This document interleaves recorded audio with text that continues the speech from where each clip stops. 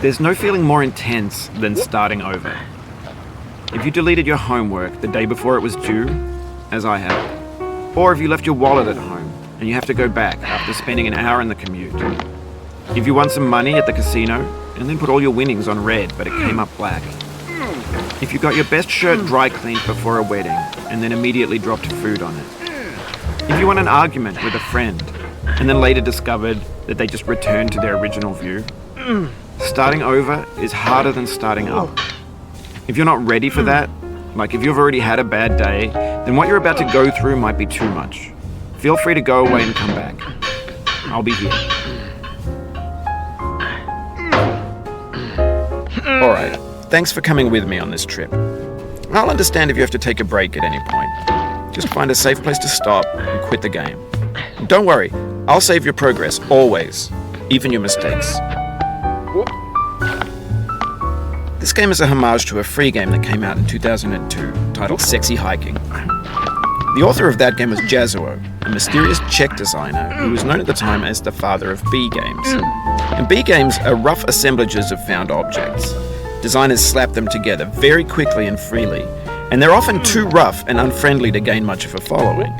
They're built more for the joy of building them than as polished products.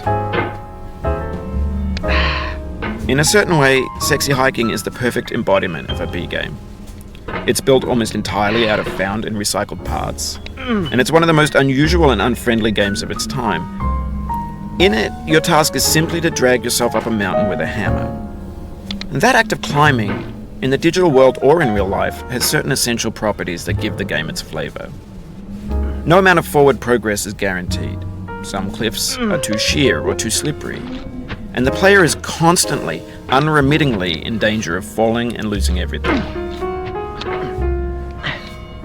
Anyway, when you start Sexy Hiking, you're standing next to this dead tree that blocks the way to the entire rest of the game.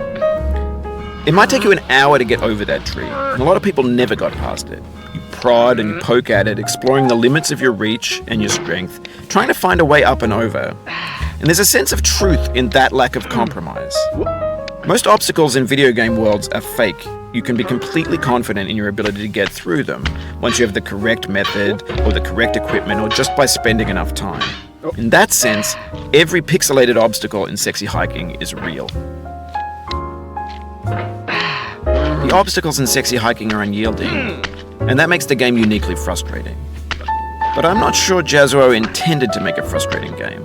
The frustration is just essential to the act of climbing, and it's authentic to the process of building a game about climbing. A funny thing happened to me as I was building this mountain. I'd have an idea for a new obstacle, and I'd build it, test it, and it would usually turn out to be unreasonably hard. But I couldn't bring myself to make it easier. It already felt like my inability to get past the new obstacle was my fault as a player rather than as a builder. Imaginary mountains build themselves from our efforts to climb them, and it's our repeated attempts to reach the summit that turns those mountains into something real. When you're building a video game world, you're building with ideas, and that can be like working with quickset cement. You mold your ideas into a certain shape that can be played with, and in the process of playing with them, they begin to harden and set until they're immutable, like rock. And at that point, you can't change the world. Not without breaking it into pieces and starting fresh with new ideas. For years now, people have been predicting that games would soon be made out of prefabricated objects, bought in a store and assembled into a world. And for the most part, that hasn't happened, because the objects in the stores are trash. I don't mean they look bad or that they're badly made, although a lot of them are.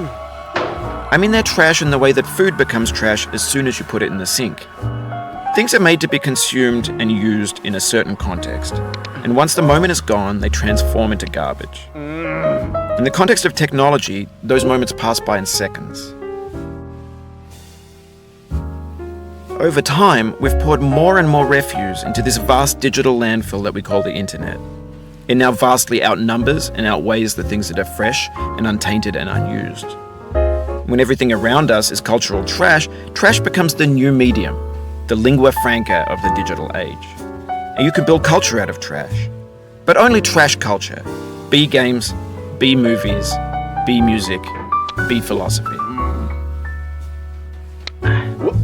Maybe this is what digital culture is. A monstrous mountain of trash, the ash heap of creativity's fountain.